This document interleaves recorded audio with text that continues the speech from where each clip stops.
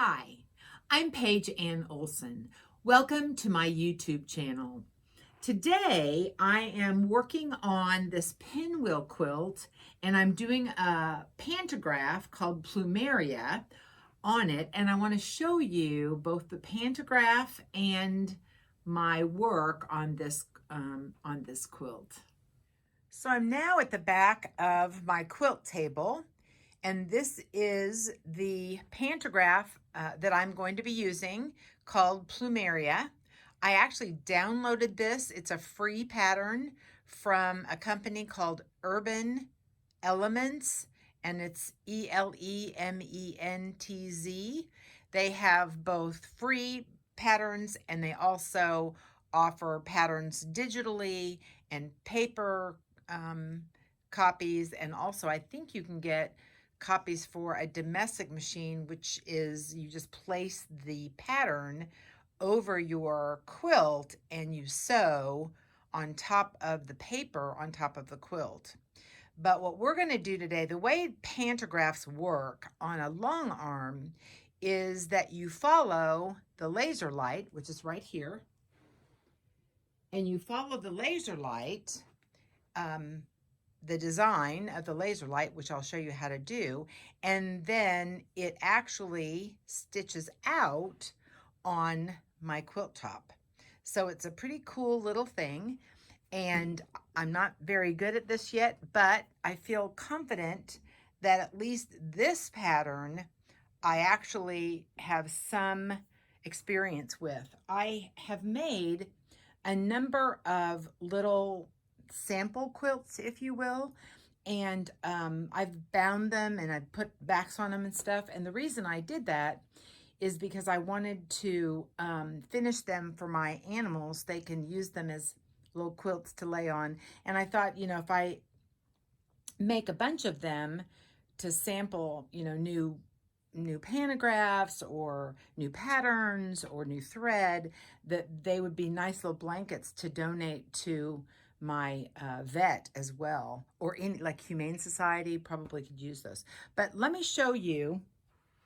This is one of them that I did, and I used the Plumeria pattern on it, and I kind of wanted to show you what that looks like. Can you see the, let me see if I can get in a little bit closer. You can see the flower. Isn't that cool? I know, I'm so excited about how it looks.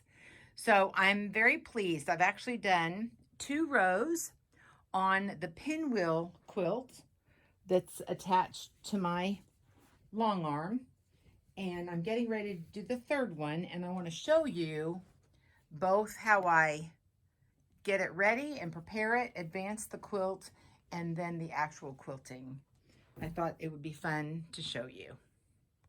So I hope you can see this. I'm going to try to zoom in a little bit. If you'll notice, there is the laser light that I showed you a minute ago, and then here is the pattern that I'm going to be following that will be stitched out on the quilt. But if you notice below this black line right here, which actually represents the top part of my quilt, there is what's called a ghost line. And that is this very faint top and bottom of the line, I'm sorry, of this row of flowers that I'm going to be quilting. And the idea of the ghost line is to be able to properly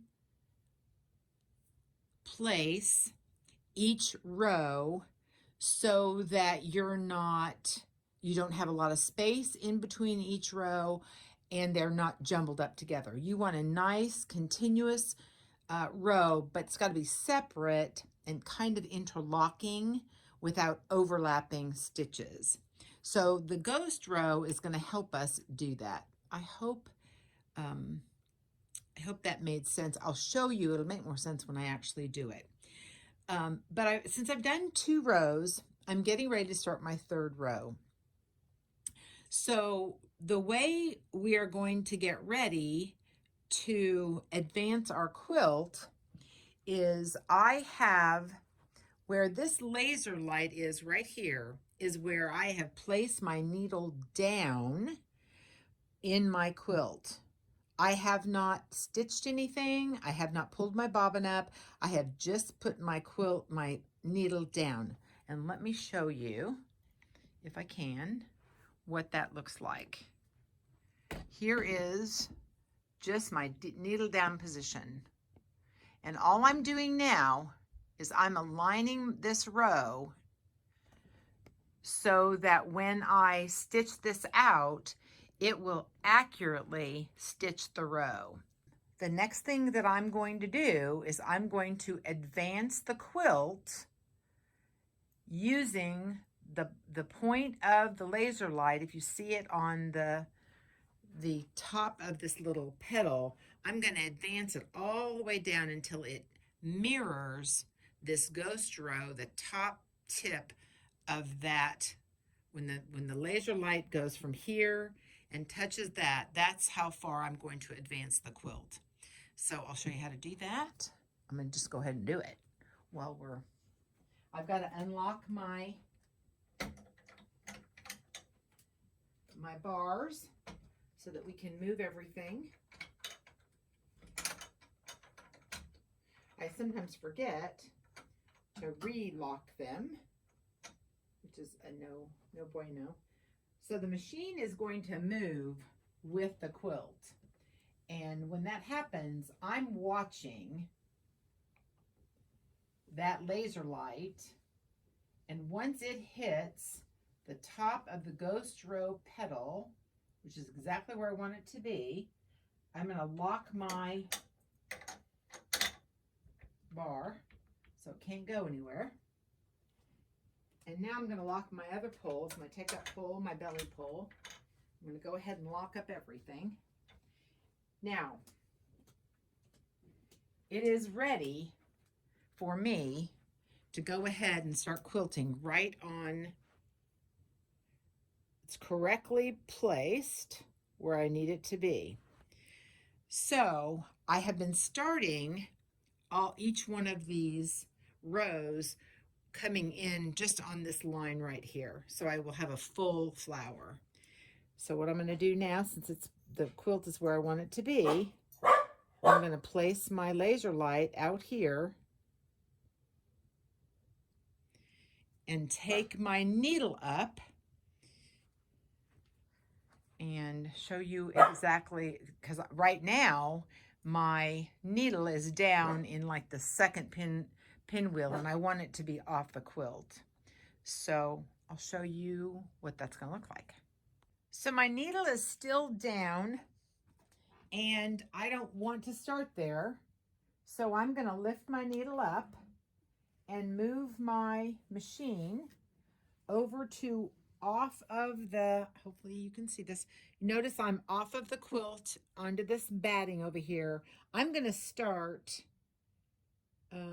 somewhere right around here. Now, for me to do that, I need to look over and figure out where my laser light is, because my laser light needs to be right here where I have my needle. And I'm going to go check that.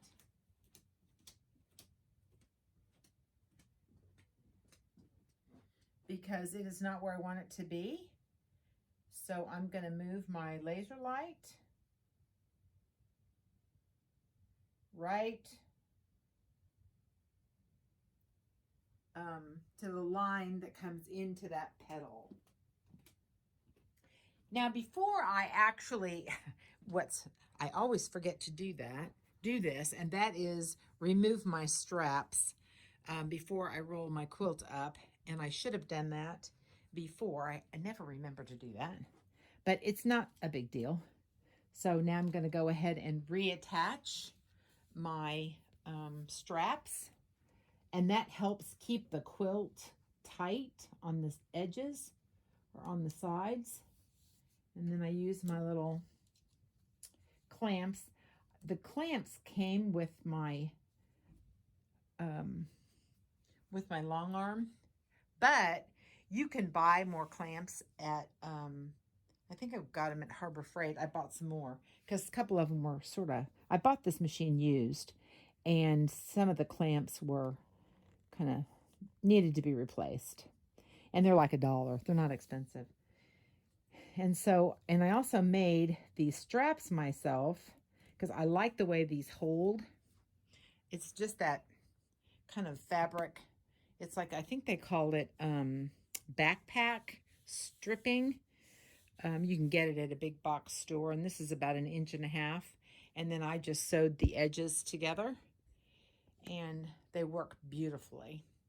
So I have my needle down position where I'm going to start this next row, but I've got to go I've got to go reposition. If you can see all the way down there, you notice my straps are crooked. I've got to go fix those too.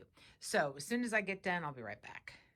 Now, before we even begin to quilt this next row, one of the things that we need to do is finish basting the sides. So I'm going to do that. I'll show you how I do it. And I'm going to be I like to baste in manual mode instead of the mode that I'm going to quilt in. So to do that, I'm just going to put my needle down, bring my bobbin thread up, and pull it up. And I've got my stitches set to 11 stitches.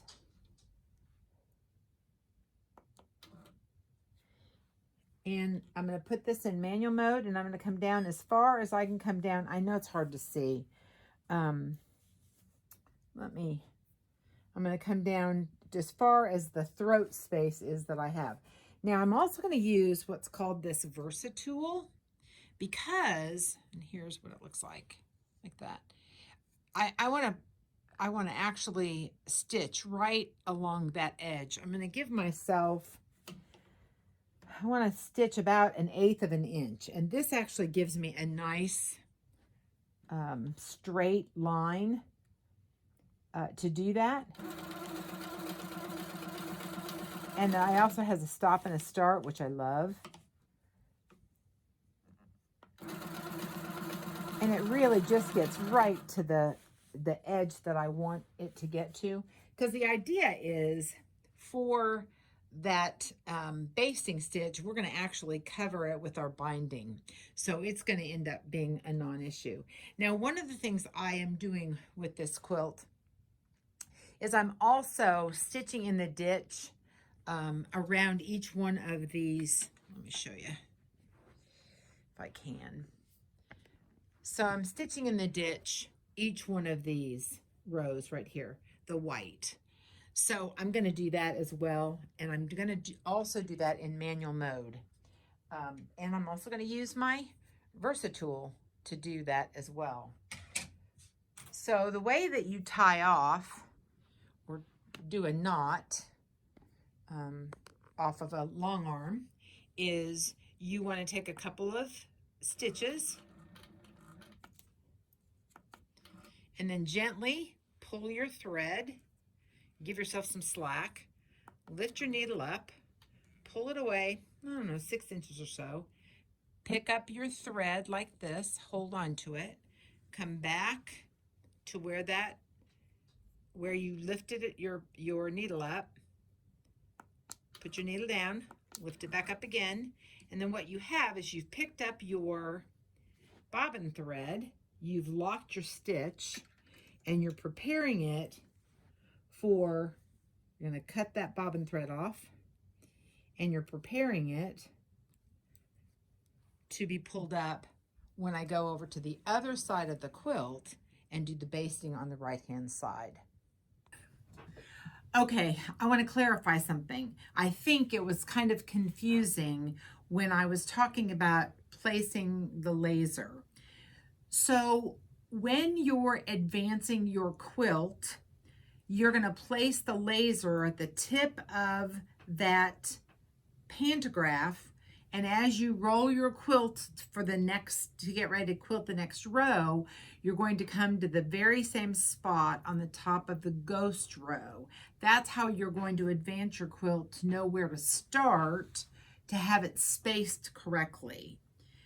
Now, the reason I moved the laser light to start the third row is because I'm starting the row in the middle of that block, not the top of the block.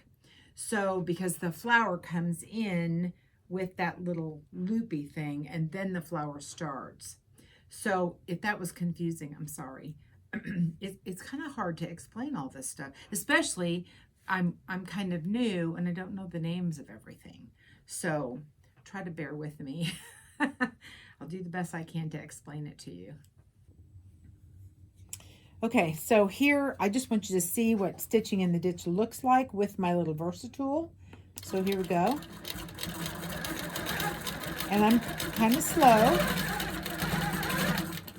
because I'm not, you know, I think ruler work is sometimes kind of slow anyway. And I think in the camera you'll be able to see till I get to the end of this pinwheel. And that's what it looks like to do a stitch in the ditch with my little Versatool. So now I have done all of my stitching in the ditch and I have basted the sides. So now I'm getting ready to actually quilt out this pattern. So because I've moved the quilt and everything, the laser light is not where I need it to be. So it moves and I'm going to just place it, oops, right kind of where I want it to start. So right about there, if you can see. So on the front of my quilt, you see my needle is down. It's in the down position. That's where I want it to be. It's off of the quilt into the batting. That's where I want it to start. Because as we start it there, what happens is that if we have a mess up or there's a thread nest or whatever, it's going to be off of the quilt. So I'm going to take my bobbin up and then I will be right back and we'll go ahead and I'll do a couple of these, show you how it works, and it's really, and then I'll show you the finished product. This is likely to be a little bit loud, so I won't show you a lot, but I want to show you just how you follow the laser light once you get started. So here I go.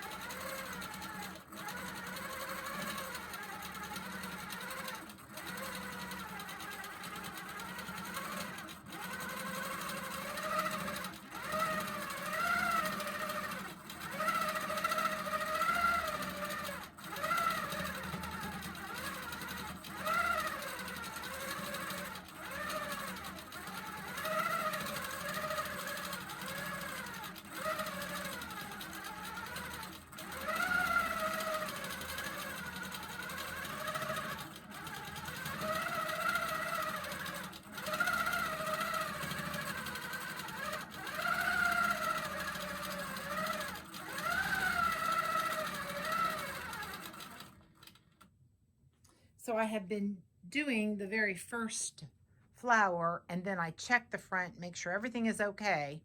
And you kind of got a feel for kind of following the line. It will not be exact. You don't want it to be exact.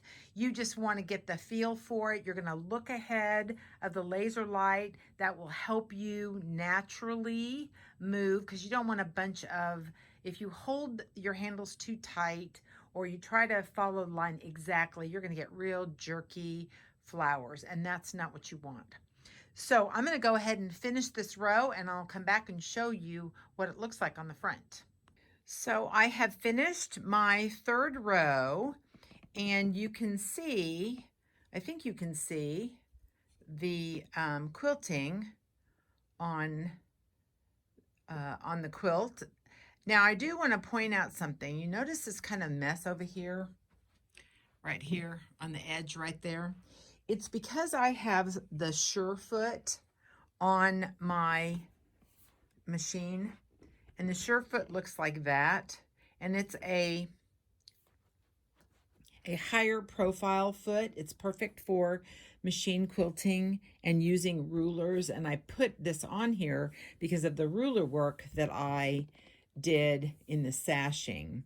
But the best foot to quilt with over the edges is something called a glide foot. I did not change, and I probably going forward will put my glide foot on to actually quilt the plumeria, because that should easily then go over this edge. The Surefoot is not as good at that. It's better for ruler work. So I just wanted to point that out to you. And let me show you what the glide foot looks like. So I'll have to attach that. Here's the glide foot. That's what that looks like. And it literally goes kind of right over the edge. The thing is, it's going to be in the binding, so it doesn't matter. I'll take that out when I take it off the frame. But it just would look neater if I used the right foot. Okay, so I'm going to show you again how I advance the quilt for the next row, because I don't know that I was as clear as I wanted to be.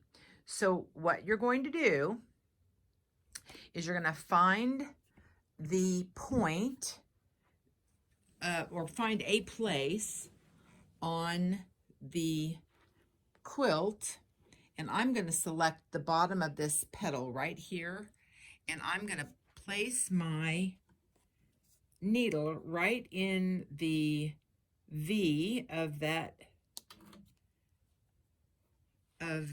petal, and then I'm going to go around to the back of the machine, and I'm going to show you where the needle is.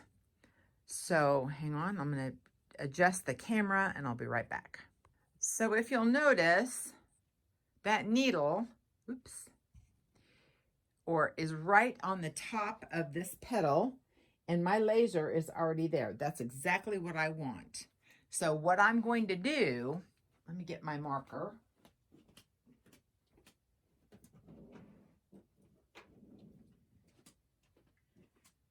I'm going to actually advance my quilt from the laser light here all the way down to the tip of that petal on the ghost row.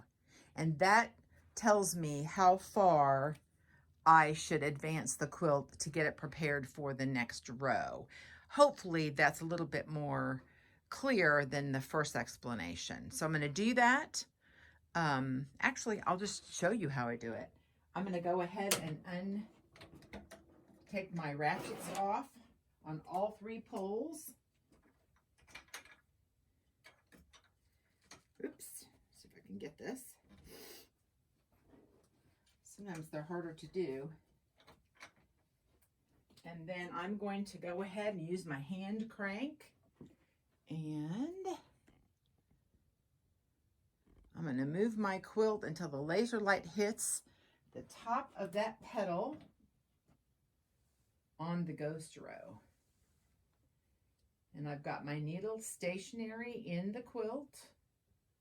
Now, there's my, go ahead and put my ratchet on. And there is my laser. So now I know that my quilt is advanced and prepared for the next row. So you have been witness to me quilting my very first quilt. It's certainly not perfect, but I'm going to improve as I practice more. So I am grateful that you joined me on the journey. If you have learned something or you like this video, please give me a thumbs up. Subscribe to my channel so I can provide more videos for you. And today, this is what's under my needle. So what's under your needle?